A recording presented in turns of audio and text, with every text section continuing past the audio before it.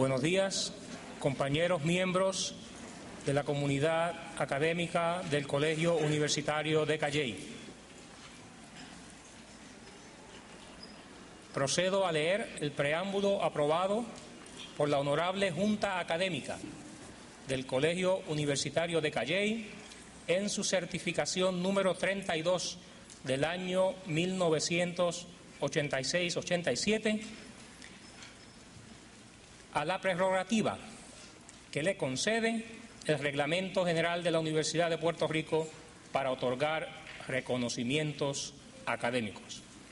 El Colegio Universitario de Calley debiera inaugurar anualmente su curso con un acto académico en el que se reunieran en un lugar propicio el estudiantado y la facultad, cuerpos que de forma eminente componen nuestra comunidad de estudio. Este acto serviría para reconfirmar nuestra pertenencia a la mejor tradición universitaria de la que formamos parte continua, siéndole fiel a los ideales que la definen en su ley, tales como la transmisión e incremento del saber, el cultivo del amor al conocimiento como vía de libertad a través de la búsqueda y discusión de la verdad, y el conservar, enriquecer y difundir los valores culturales del pueblo puertorriqueño. Para lograr lo anterior, la Junta Académica del Colegio Universitario de Calley extenderá anualmente una invitación formal a una figura prominente del país o del exterior, sin excluir a profesores de la institución, que hayan hecho aportaciones significativas al ambiente cultural puertorriqueño o internacional en algunas de las disciplinas comprendidas en las artes, las ciencias naturales y sociales, la educación, la historia, la literatura y el pensamiento. Esta tendrá a su cargo la responsabilidad de ofrecer una conferencia, lección magistral, al pleno de la comunidad estudiosa y a las figuras académicas y públicas que se considerare pertinente invitar. La Junta Académica podrá honrar a cualquier profesor distinguido, ofreciéndole la oportunidad de dictar una conferencia sobre un tema que el profesor determine, y en tal ocasión se le investirá de esta alta dignidad institucional honorífica.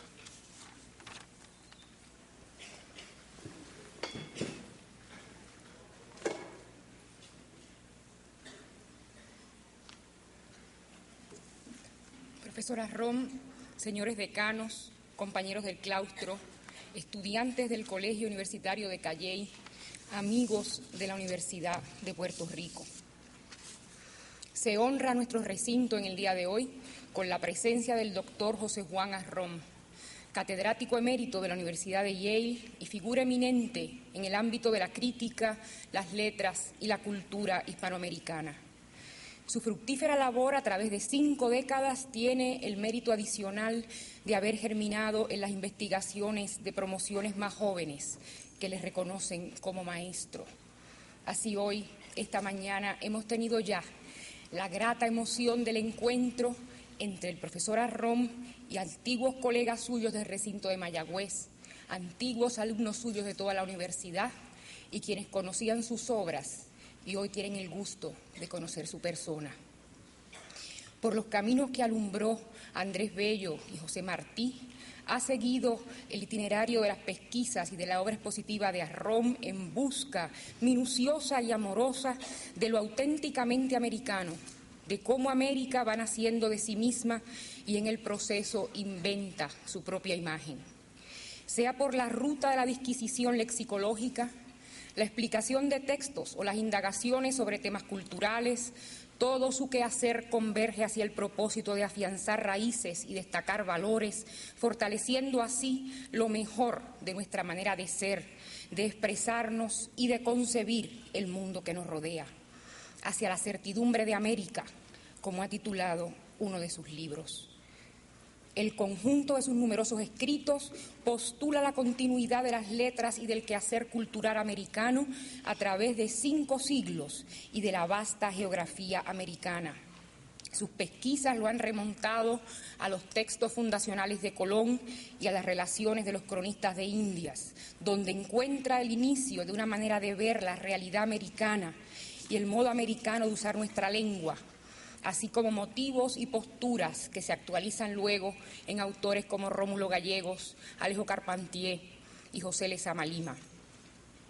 Su primera pasión literaria, el teatro, ha sido también objeto de amoroso estudio.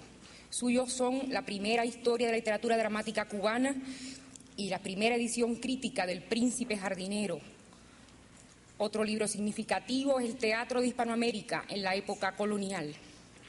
Por otra parte, a Rom le debemos el haber descubierto, reconstruido y puesto en circulación textos perdidos o extraviados, tales como la primera historia del descubrimiento de América, escrita en español, y el primer libro en lengua europea, escrito en tierra americana. Es el Caribe el foco de algunos de sus más sentidos y significativos trabajos. Uno de sus libros más conocidos es Mitología y Artes Prehispánicas de las Antillas, donde se propone tanto reconstruir el mundo mítico de nuestros antecesores en estas islas, como trazar la etimología de palabras cargadas de intenso contenido para nuestra cultura. Una de ellas, Borinquen. En verdad, don Pepe es un enamorado de nuestra América y como buen enamorado, ávido explorador de sus encantos y de sus misterios.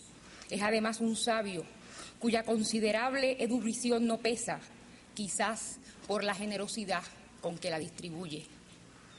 Por eso hoy en Calley nos sentimos honrados con su presencia y yo gozosamente dejo paso a su sabiduría.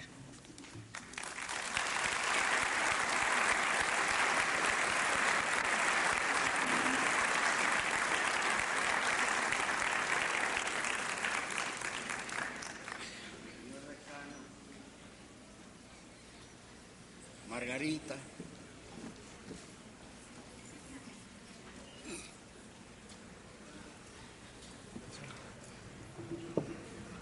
compatriotas,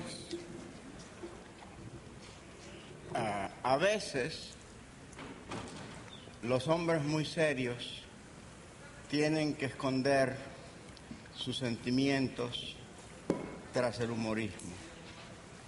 Y yo hoy quiero ser un poco humorista para no mostrar el hondo placer que tengo de estar entre ustedes, de haberles oído cantar su himno como orgullo de nuestro pueblo y diciendo que van a luchar por la dignidad de nuestro pueblo.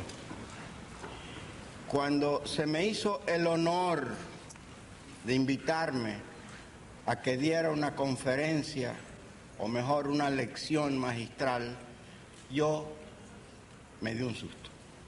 Y aquí empiezo a bromear. Porque yo he dado muchas clases, pero nunca una magistral.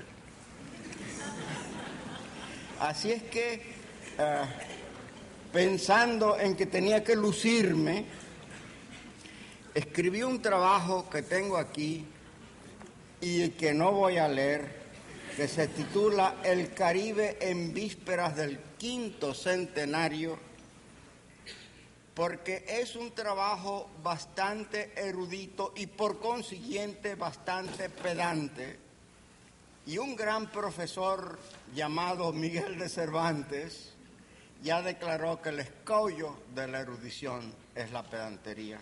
Así es que yo me salto la pedantería y quiero conversar con ustedes en criollo, en puertorriqueño, en monte y mar, en monte y cielo, y llamé a esta charla que iba a ser un conversao nuestro, un conversao jíbaro, porque yo también soy jíbaro de Cuba.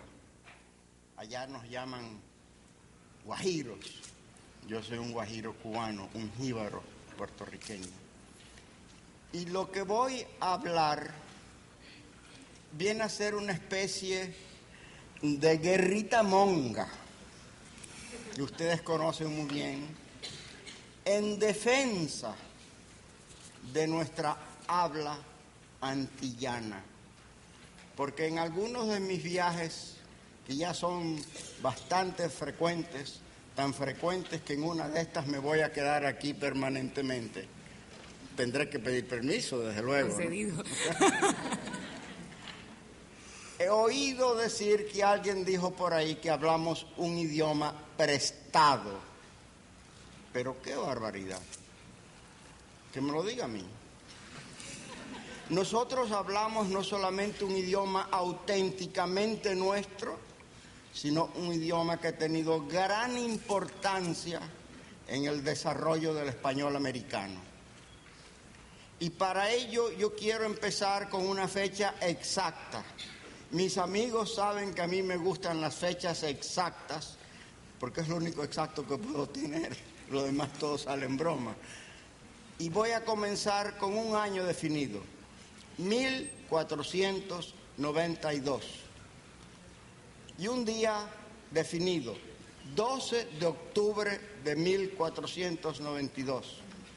Y una hora exacta, 2 de la madrugada del 12 de octubre de 1492, porque en aquel momento el aire dormido de las Antillas se vieron rasgados por una voz nuestra, una voz española que clamaba: tierra, tierra.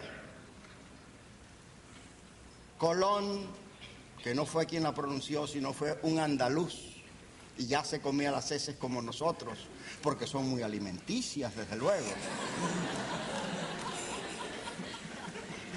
Tan pronto Colón desembarca en esa tierra que es nuestra tierra, se hinca en ella para dar gracias a la providencia por haber llegado al momento de su salvación, y lo que dice, lo dice en español. Cierto es que lo decía con un acentico un poco portugués, pero en fin, hay que perdonarle al almirante algunas cosas, ¿no?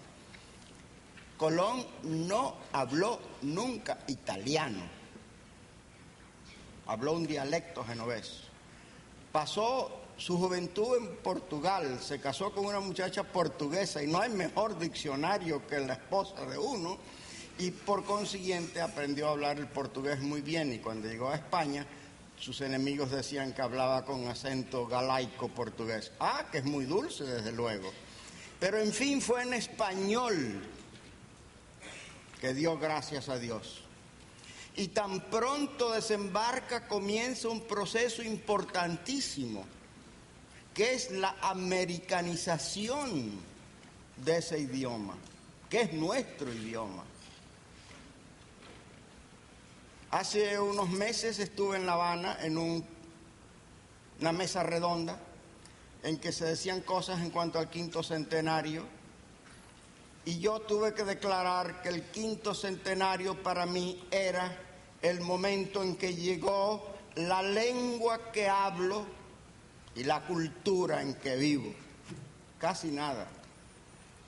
Pues bien, Colón inmediatamente comienza a enriquecer, ampliar el idioma de Castilla para que fuera elemento dúctil para expresar las nuevas realidades de América, las nuevas maravillas para las cuales no existían palabras en Europa.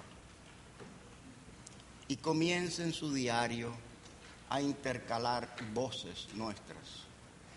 Al principio no, al principio se siente un poco cohibido y trata de explicar en circunloquios, palabras alrededor de la realidad, las realidades americanas.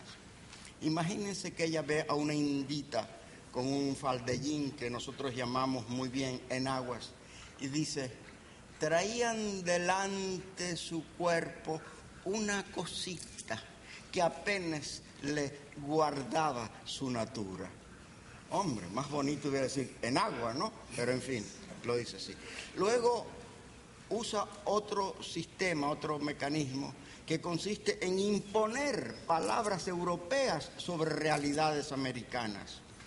A la canoa le da un nombre árabe, al bohío le da otro nombre árabe. Dice que los bohíos son, ahora no me acuerdo, en fin. Pero tampoco esas palabras dicen la verdad. Llamarle al maíz panizo, por ejemplo, y almadía a la canoa. La canoa no es una almadía. esas palabras se parecen a la realidad, pero deforman su realidad. Y por fin Colón confiesa que el mejor sistema, el más permanente, el más útil de llamar a las cosas de América es llamarla con el nombre americano. Y ya dice cacique, bohío, canoa, Caribe. De vez en cuando se equivoca también. Y confundiendo realidades y fonemas, inventa una palabra, caníbal. La palabra caníbal no existe en ningún idioma americano. Fue una invención del pobre Colón, del queridísimo pobre almirante Colón, para nombrar a los imaginarios súbditos del imaginario Gran Khan. Lo único que en otras partes del mundo olvidaron que en todo el mundo hemos sido antropófagos, no ahora, sino desde hace muchos años. Y para no decir esa mala palabra de antropofagia, entonces recurren a canibalismo. Y hasta se ha hecho un verbo, canibalizar. Quiere decir coger 3 o 4 automóviles y hacer un carranclo que no sirve para nada. Dice canibalizar. Eso es una palabra que por razones freudianas yo no uso bien y hasta me equivoco al pronunciarla. Lo de antropófago sí. Y a veces tengo ganas de ser medio antropófago para comerme vivo a algunas personas, pero no hoy. Hoy no. Hoy me siento muy bien. En ese proceso de americanizar el idioma europeo, hay otro detalle importante para la creación de nuestra habla antillana.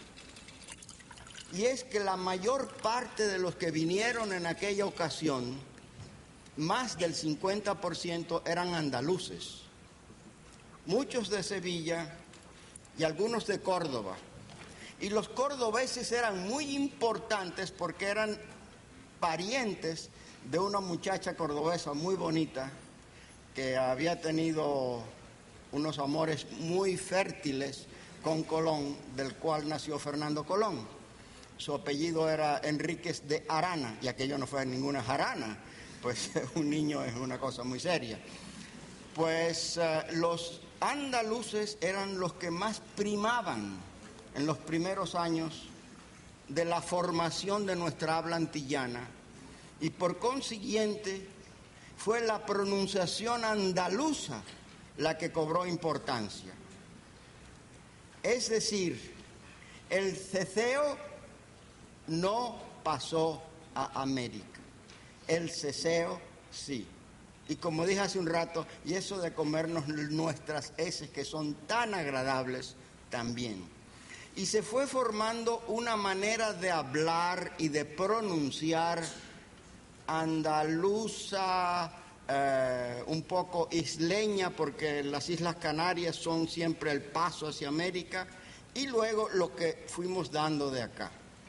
Y esa pronunciación antillana es la que pasó al continente. Por eso en ninguna parte de América se cecea, a no ser que ¿estoy ceceando? No. Que sea un poco curto, pedante, y entonces uno quiere hablar como uno no habla. La pronunciación antillana fue la que pasó a todo el continente con los conquistadores. Pero también pasó mucho de ese vocabulario, de esos lexemas que fueron aprendiendo los españoles aquí. Aprendieron a correr por las sabanas, a vivir en bohíos y en canelles, a dormir en hamacas y en barbacoas, a comer de las frutas del país, a codearse con los caciques, a asistir a los areitos.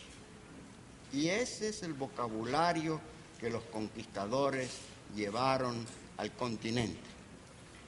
Debo de ser preciso otra vez. Entre 1492 y 1519, que es la fecha en que se da el salto y el asalto al continente, van, por aquí hay un señor que sabe mucho de matemáticas y me podrá corregir, 27 años. En 27 años, nuestro idioma antillano, nuestra habla antillana ha cobrado cierta madurez. Y no solamente son españoles los que pasan a la conquista, sino muchachones que habían nacido en nuestra tierra y hablaban como nosotros. Un hijo de Fernández de Oviedo pelea en el Perú y muere a los 20 años. Iba de aquí. Y un cubano de Bayamo, de apellido Tamayo, es el que funda una ilustre familia peruana. Y cuando ustedes comienzan a leer los documentos escritos a partir de 1519, verán que aparecen por todas partes términos llevados de las Antillas, que los de allá creen que es el auténtico español de España y lo toman como tal. De tal manera que en el Perú no se extiende otro término sino cacique, y no se extiende el término local quechua sino ají. Y en los primeros documentos en México hablan de los areitos que bailaban los mexicanos, claro que luego fue desplazado, y habla de que andaban en cutaras. La cutara es una palabra que ha venido a menos, pero es interesantísimo, porque cuti quiere decir pie y ara quiere decir corteza. Luego el zapato es la corteza del pie. Me parece brillante manera de decir las cosas. Pues esos términos son tan generales, que hoy a veces se desconoce que son nuestros. Y tenemos que echar la peleita, la guerrita monga, defendiendo lo que es de los nuestros. Dar a Dios lo que es de Dios y quedarnos nosotros con lo que es nuestro. Y yo voy a empezar por un par de términos. Estando en Madrid hace algunos años, don Dámaso Alonso, que era presidente de la Real Academia y muy buen amigo mío y muy querido, me empezó a decir lo difícil que era modernizar el diccionario, porque hay ya ciertos términos que han cobrado carta de ciudadanía y no se pueden cambiar. Y me refería que en cierta ocasión un académico dijo que se definiera la palabra cangrejo como pez rojo que camina para atrás. Y otro académico dijo: mi querido colega tiene toda la razón, con excepción de que ni es pez, ni es rojo, ni camina para atrás. Y les dije, pues mira, Dámaso, en este caso son 3 inexactitudes. Yo creo que usé una palabra menos culta, pero no me acuerdo. Yo sé de un caso en que en lugar de 3 hay 5 inexactitudes.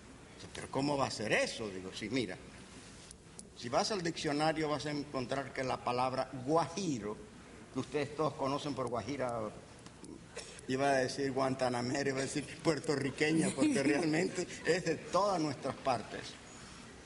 En la palabra guajiro, y lo pueden comprobar en el diccionario, porque yo asusto a la gente diciendo la verdad, aparece como del yucateco, señor, campesino, blanco de la isla de Cuba.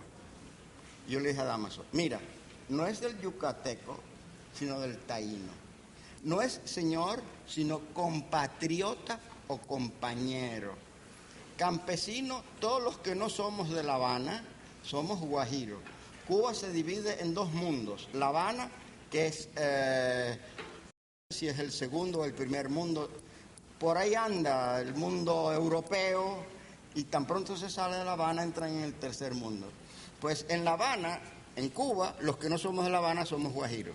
Otro error. Blanco, ay Dios mío. No es que a mí me guste lo del racismo, porque a mí no me interesan los colores por aquí, sino lo que anda por acá. Pero ¿qué color tenemos los cubanos a estas horas? todos los colorcitos deliciosos, y de Cuba, y también de Santo Domingo, y también de Centroamérica. Me dice Dámaso, ¿puedes escribirlo? Sí. Le hago un artículo muy erudito sobre conuco y guajiro. Lo publica en la publicación de la Real Academia, creo que se llama anuario o lo que sea de la Real Academia, pero sin embargo, en la última edición, si ustedes van a ver, vuelven a definir guajiro, del yucateco, señor, etcétera, etcétera. De nada sirvió. Luego, conuco. Hay otro cubano llamado Fernando Ortiz, que si él no hubiera existido, yo no estaría hoy aquí hablando de estas cosas, porque fue su influencia la que me llevó a meterme en estos berenjenales. Con la mayor admiración, con el mayor cariño, tengo que decir que don Fernando Ortiz, de vez en cuando, llevado de su entusiasmo, también se equivocaba, porque todos somos humanos. Entonces la palabra conuco, él dijo que venía del español cono y el despectivo uco. Así que conuco era porque los conucos eran cónicos. Don Fernando, es que los conucos no son cónicos. Bueno, se non è vero, ben trovato, ¿eh? De todas maneras se quedó que los conucos era una forma de cono. Pero no, los conucos, los taínos hacían sus montones para la yuca con la coa y con la macana, y eran planos como de 2 metros por 2 metros, y quedaba una tierra friable, porosa, aereada, donde sembraban su yuca porque así crecía más y más fuerte. Luego, no tiene nada que ver con cono. Conuco es una palabra arahuaca que quiere decir bosque. Y el taíno lo que hacía era quemar parte del bosque y sembrar allí su yuca. Bueno, también puse eso en el artículo. Pero si ustedes van allí dirán todavía que conuco viene de cono, etcétera, etcétera.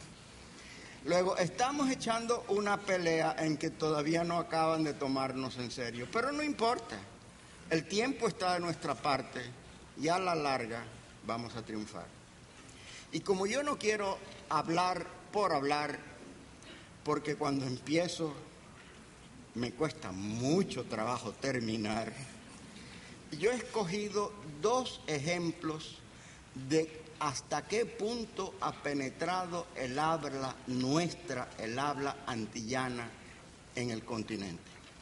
Y el primero es de un librito el manuscrito se envió a Italia en 1586 y aparece por ahí como si fuera una biografía de un gran jesuita, y como yo no acepto por así aceptar lo que la gente dice, miré y vi que no era una biografía, sino que era una novela de viajes y aventuras. Y creo que algunos de ustedes los han leído, así que yo no me voy a ir por esa tangente. Lo único que quiero decir es que en este libro hay 20 americanismos. Los voy a leer. Arcabuco, bejuco, bijao, bohío, cabuya, caimán, canoa, caribe, casabe, ceiba, cimarrón, curaca, galpón, guayaba, iguana, jobo, maíz, mamey, nigua y sabana. De esos 20, 2 no son antillanismos, que son curaca, que es una palabra peruana, y galpón, que aunque ustedes no lo crean, es una palabra mexicana que hoy se usa mucho en la Argentina y en el Uruguay. De 20 quitan 2, quedan 18, es un 90%. En este libro, escrito en Lima en 1586, de 20 americanismos, 18 son nuestros, un 90%. Ahora vamos a ver cómo se explican algunos de ellos. Vamos a empezar por arcabuco. Hoy no se usa la palabra arcabuco, pero en el siglo XVI lo usaba Lope de Vega, lo usaba Góngora. Tenía difusión la palabra arcabuco. Arcabuco quiere decir un bosque espeso y enmarañado. Pero en taíno no era arcabuco. Es una confusión del español que lo asimiló a arcabuz, porque la palabra original era arabuco. Arabo quiere decir bosque. Yuco es un despectivo, así que arabuco es un bosque enmarañado. Pero luego verán cómo va a reaparecer en otro que voy a encontrar allí.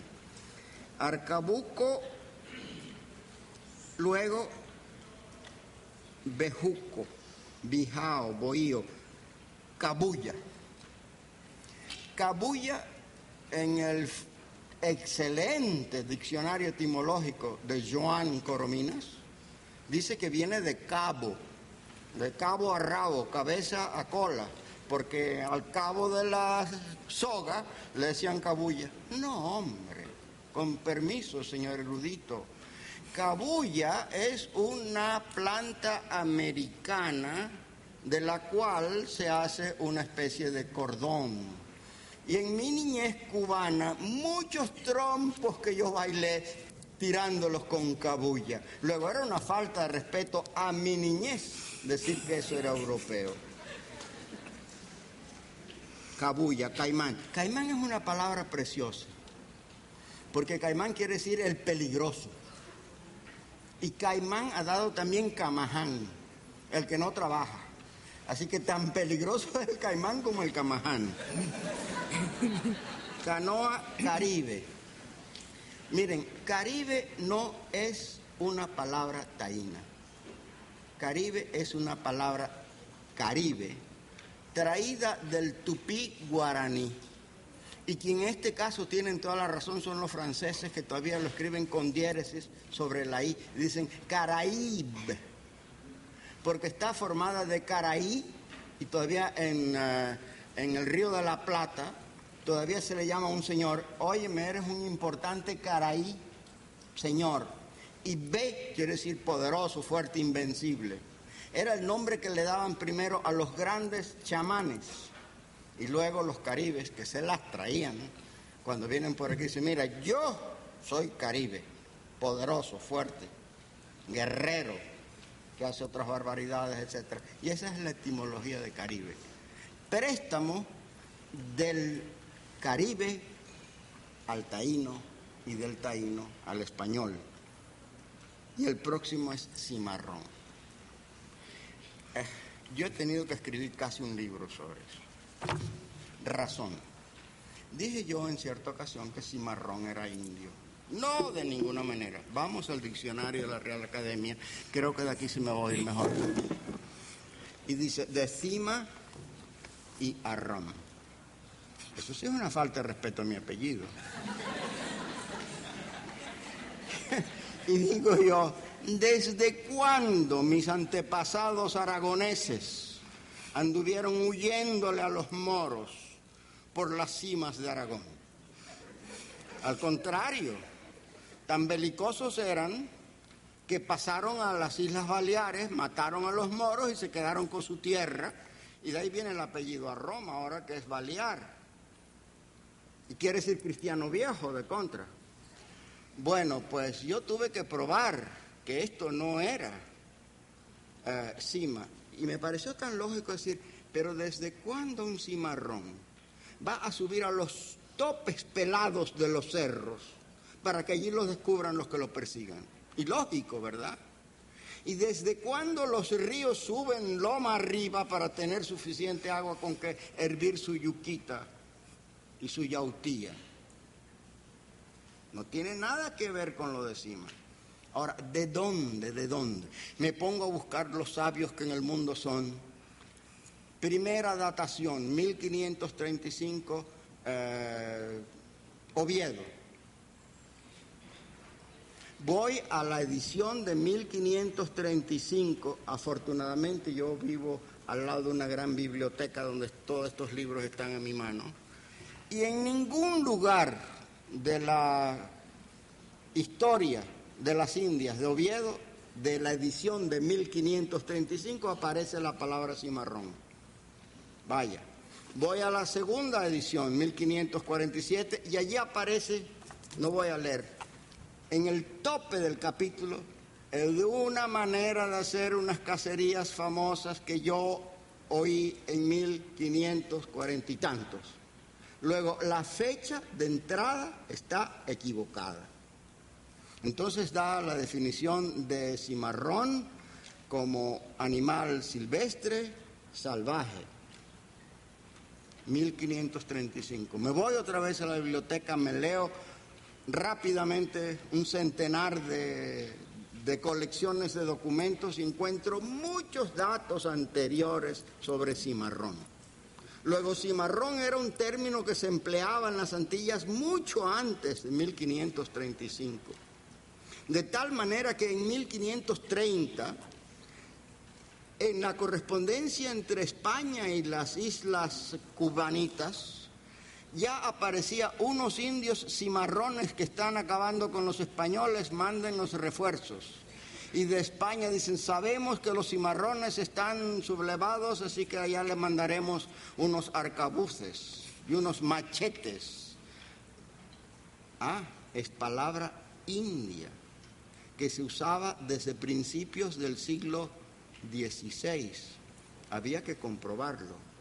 Y seguí encontrando datos en que los que vivían aquí españoles decían, porque cimarrón es palabra de esta isla de Santo Domingo. Estaba comprobado científicamente que cimarrón, su primera datación es anterior a las que se dan por allá, y solamente había que agregar que además es taína. Eso, ciencia. Pero ahora viene una hipótesis. Si la palabra es taína, ¿qué quería decir con eso el taíno? Que fueron precisamente los primeros cimarrones. Y se me ocurrió que probablemente, hipótesis, la hipótesis es como un puente que se lanza hacia lo desconocido, que no tiene que acertar siempre. Y si no acierta, se cae uno en el vacío. Pero en fin, la hipótesis mía es que está relacionada con címara, que quiere decir flecha. Y cimarán quiere decir flecha en el aire, flecha que vuela, que huye de la mano del dueño. Se non è vero, è ben trovato, porque de todas maneras es una forma poética, lírica, de decir que el cimarrón es aquel que le huye a la mano del amo y busca la libertad, que es nuestra pasión fundamental en estas islas. Yo no sé cuánto tiempo he hablado. Yo creo que pudiera seguir, pero mejor voy a terminar aquí recordándoles. Ya me están diciendo que siga por allá, pero no, yo me voy a pasar 2 semanas aquí y pueden consultarme y yo hablaré todo lo que ustedes quieran. Pero en esta ocasión solamente quiero decir que en este conversado jíbaro yo lo que he querido es invitarlos a que dialoguen conmigo, a que en estas 2 semanas que yo voy a estar aquí, cuando me vean en la biblioteca o en el campus, donde sea, me detengan y me pregunten lo que ustedes quieran. No siempre voy a saber la contestación, y cuando no lo sepa, con toda honradez diré, no sé, pero vamos a buscarlo, porque ese ha sido mi lema como profesor. Cuando no sé, vamos a buscarlo. Y quiero invitarles a que me hagan esas preguntas, y yo me voy a hacer la primera pregunta. Una pregunta que me han hecho en más de una ocasión. Me han dicho, ¿por qué usted, que como han oído de Margarita, se ha dedicado a hacer tantos libros sobre teatro y literatura y otros temas, ha perdido un 1/4 de siglo de su vida metido en esas indianerías? Porque para mí no son indianerías, sino que es parte de lo que yo soy. Y buscando una adecuada contestación, encontré que José Martí dijo que la conquista había arrancado una brillante página a la historia de la humanidad. Y yo he querido, en la medida de mis fuerzas, reconstruir, aunque sea un párrafo de esa perdida página, porque en esa página está la historia de nuestro pueblo. Ahora me pongo a la disposición de ustedes.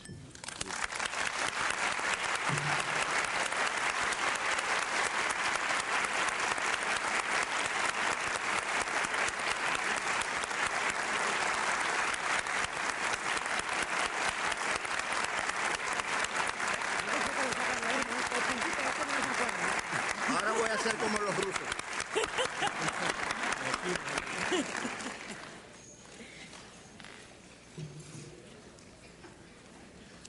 Creo que don Pepe acaba de demostrarnos por qué en Yale y en tantas partes lo quieren tanto y que nos damos cuenta de la suerte que tenemos de que vaya a estar estos días con nosotros.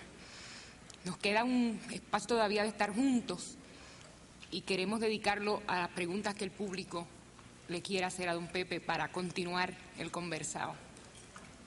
Sí, ¿cuál ha sido la influencia del español antillano sobre el castellano en España?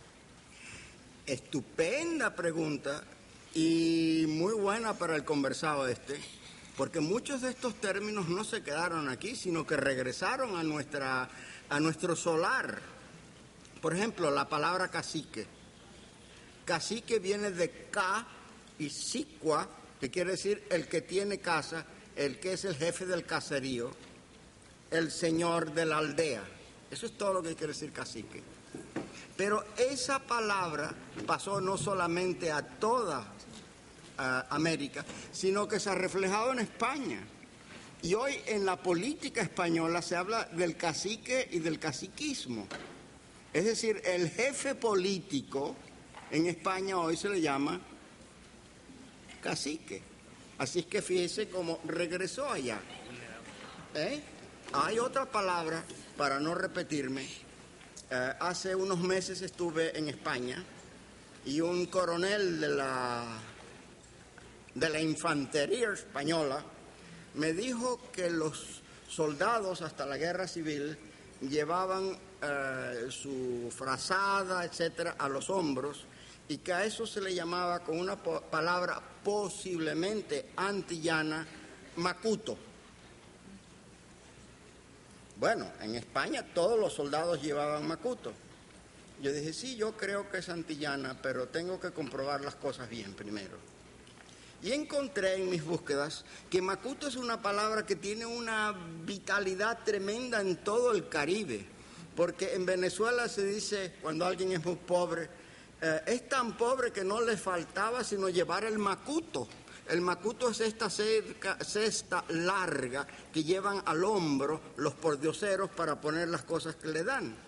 Luego voy a Santo Domingo y me encuentro con que los políticos ladrones le llaman macuteros, porque se ponen en el macuto todo lo que no es de ellos y se la parten.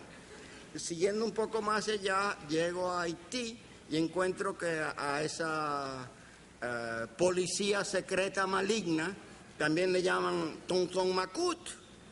Pues sí es africana. Con cuidado, un poquito antes. ¿Qué quiere decir tonton macut? Tonton macut, tonton quiere decir tío. Así que tonton macut es el tío del macuto. Y a medida que uno penetra un poco más, encuentra que es un mito, es una leyenda, es una creencia de que los niños que se portan mal, el día de Navidad, viene el tío del macuto y se los lleva silenciosamente y no aparecen nunca más, que es lo que hacía precisamente la policía de Duvalier, etc. Pero un poquito más allá yo voy y digo, bueno, ¿y quién le llamó a la playa cercana a Caracas la playa de Macuto, que es un topónimo prehispánico? Siempre hay la posibilidad de que alguien dijera, no, ese que fue alguien del siglo XIX que se lo puso. Y como yo no tenía los mapas a mano, seguí buscando, me encontré con que 2 caciques en 1560 y tantos que se opusieron a la conquista de Venezuela llevaban en sus nombres la palabra Macuto. Ya era un antropónimo taíno, ya no lo podían negar. Pero luego me voy a Cubita Bella y me encuentro con un lugarejo por allá escondido en la provincia de Oriente que se llama Macutibo, Bo, que es pluralizador, abundancia. Luego Macutibo quiere decir los macutos. Entonces vamos a ver qué etimología le puede buscar a esto. Ma quiere decir sin. Cuti quiere decir pies. ¿Quieren una cosa más bonita que este saco que lo llevan al hombro y camina sin pies? Bien, otra pregunta. Yo puedo seguir diciendo tantas otras palabras que han entrado en el español general, como canoa, como hamaca, huracán, tabaco, maíz, en fin, sería la de nunca acabar. Aquel joven. Por favor.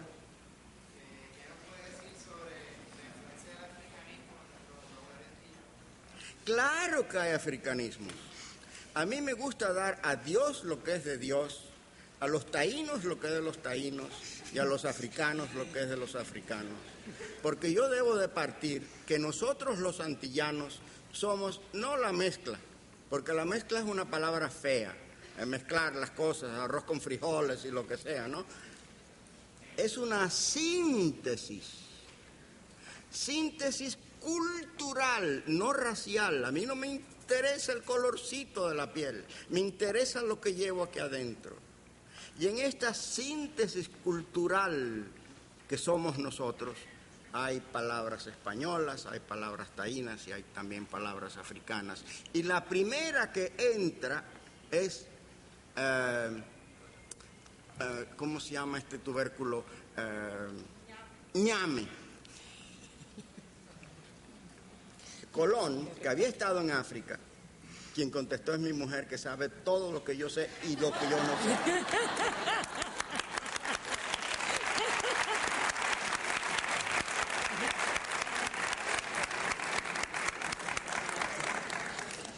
Pues Colón pone en su diario que había descubierto unos ñames, y lo escribe N-I-A-ñame, es decir, hacía una especie de yod, que es la ñ. Luego, él pensó que los ñames que había visto en África eran las yucas de por acá. Esa es una. Y así pudiera seguir diciendo otros términos que son auténticamente africanos. Pero con un ejemplo basta. Lo poco si poco, lo bueno si poco, 2 veces bueno. Pero hay muchos términos. Bueno, malanga. Y una palabra que casi nunca se usa, cuando una muchacha es así muy sandunguera, sandunga es africano. Y por ahí pudiera seguir. Por ejemplo, en Sevilla, en el siglo XVI, la mitad de Sevilla era africana. Que se sepa claro. Y tenían un barrio que se llamaba el barrio del Matadero. Y tenían hasta su propio jefe. Y algunas de las africanas que vivían en Sevilla cogían el panza, cuajar, liver, etcétera, de las vacas y hacían una buena comida y le llamaban con palabra africana mondongo. De lo cual luego despectivamente hemos dicho, esa es una negra mondonguera. Pero es una palabra africana. Y sí sigo, pero no he de seguir porque hay un excelente libro,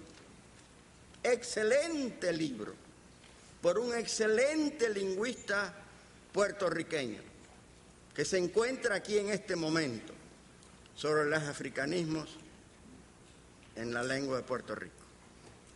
Me refiero al profesor Álvarez Nazario, para quien pido reconocimiento y un saludo.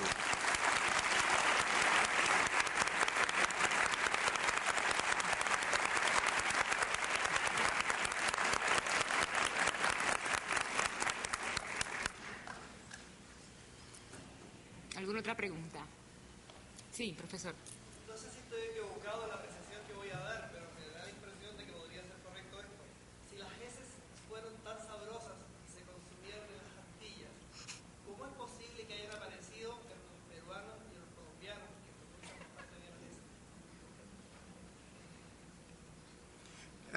tu voz es tan dulce que no entendí la última parte. ¿Por qué se usan antillanismos en Colombia? La S. Ah, las eses. Mire, sí, las eses. Ahí fue donde se me fue el hilo. ¿Por qué se las comen en las Antillas y en Perú y en Colombia no? Sí.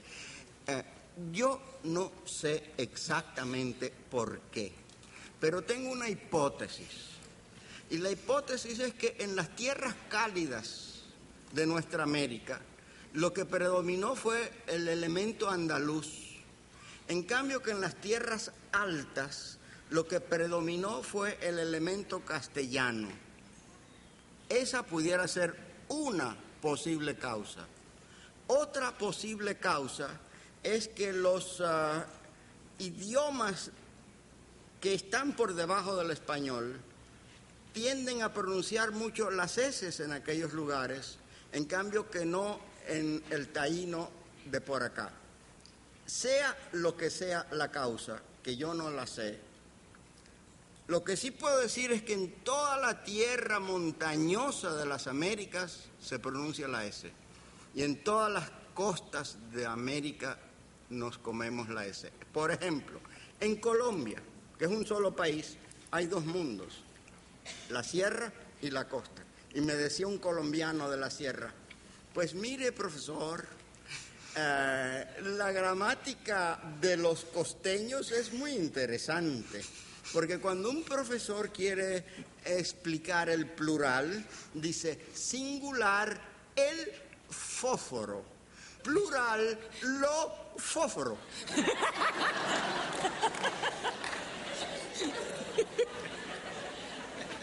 Pero ahora voy a decir otra anécdota. Cuando yo era joven, y de eso hace mucho tiempo, hice un viaje por Sudamérica y yendo de Quito a Guayaquil, Sierra, en el carro de primera no iba más que 3 o 4 personas y entre ellas iba una rubita preciosa. Los otros eran carros de segunda para los indios, los cerdos, etcétera, preciosos. Iban con sus, dando al viento sus colores, etcétera. Y no sé si porque era bonita o porque no quedaba más con quién hablar, empecé a hablar con la chica. Y claro que le decía algunas cosas muy agradables. Y a ella le gustaba. Y me decía, mande pues.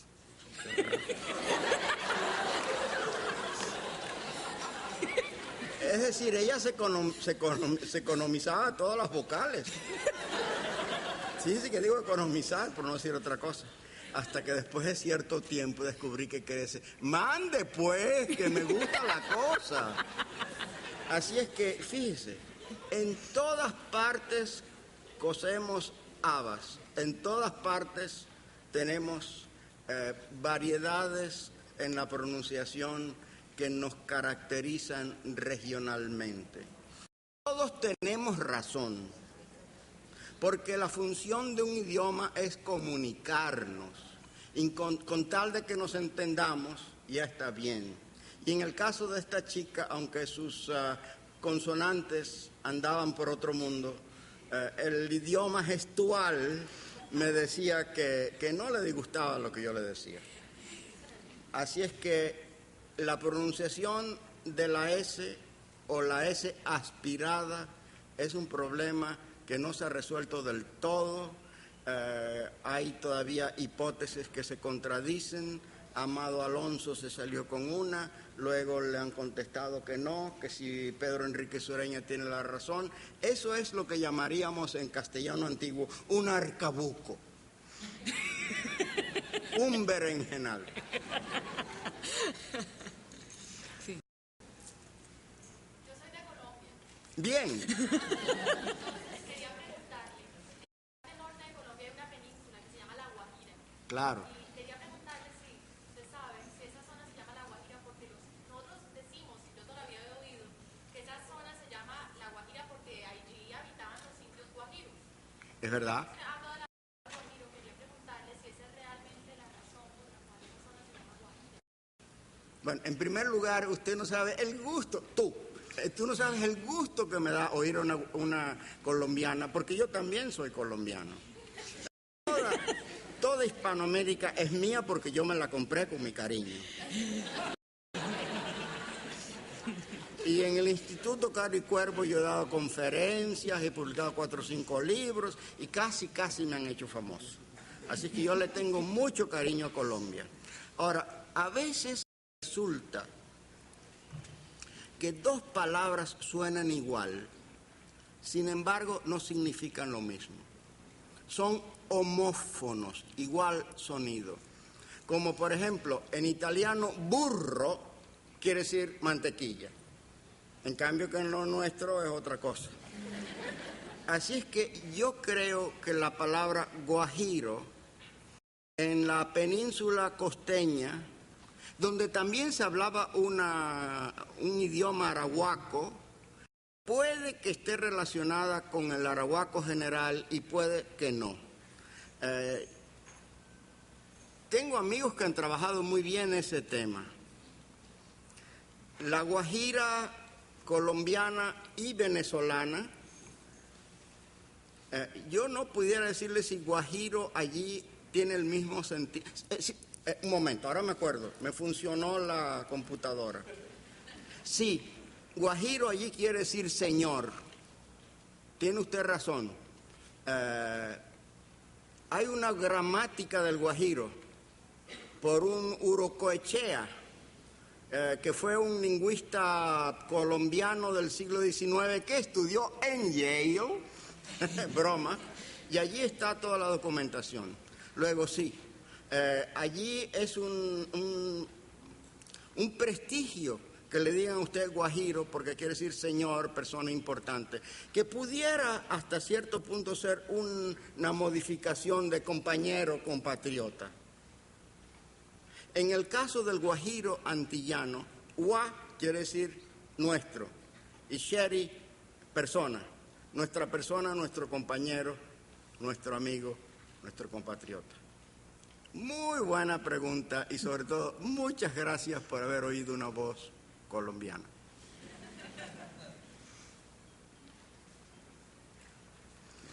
Bueno, don Pepe, yo creo que usted se ha ganado su almuerzo. Muchísimas gracias. Y muchísimas gracias a todos por acompañarnos.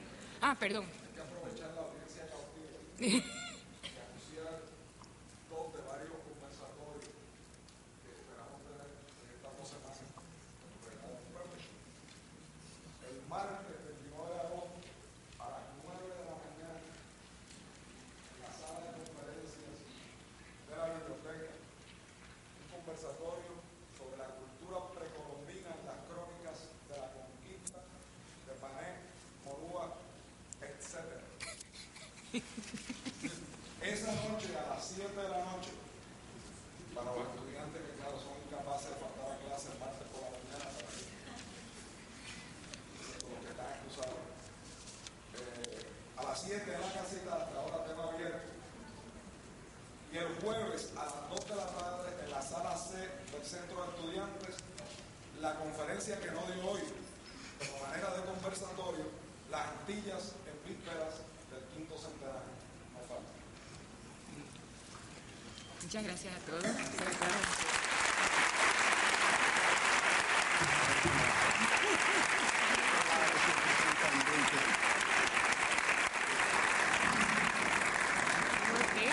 Me tiene cautivada toda la facultad.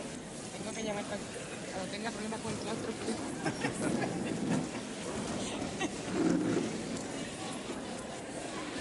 Si pudiera hablar con la colombiana, ¿puedo? Ah, sí. Patricia. Patricia.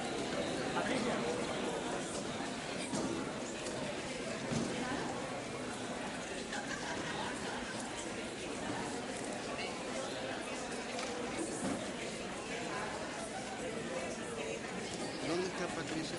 Óyeme, resulta que yo venía dispuesto a hablar con pero venía preparado para dar un ejemplo de cómo se adaptó el español en Colombia. Fray Pedro Simón, el vocabulario del americanismo, publicado por el Instituto Caro y Cuervo, y si hubiera habido tiempo yo me iba a dedicar a hablar de lo que dice aquí, lo que luego habla de Ajiaco, Chacabuco, ya comenzando con la L, y por ahí va a seguir un argentino. ¿Qué tal? ¿Qué tal? Muchísimas gracias. Entonces tenía tema aquí para dos conferencias.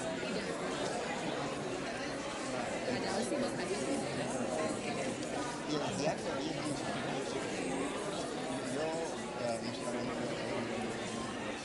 sino que son muy convenientes en el pueblo.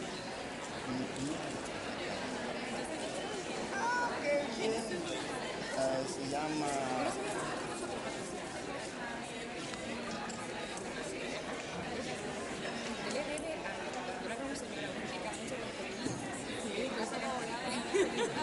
óyeme, se llama Lucía Reina. Está casada con el doctor Roberto F. Vive en y es muy colombiana y mexicana. Y ella y mi jefe, si quieren, las dos se saben el diccionario de mi mamá. Tienen unos debates.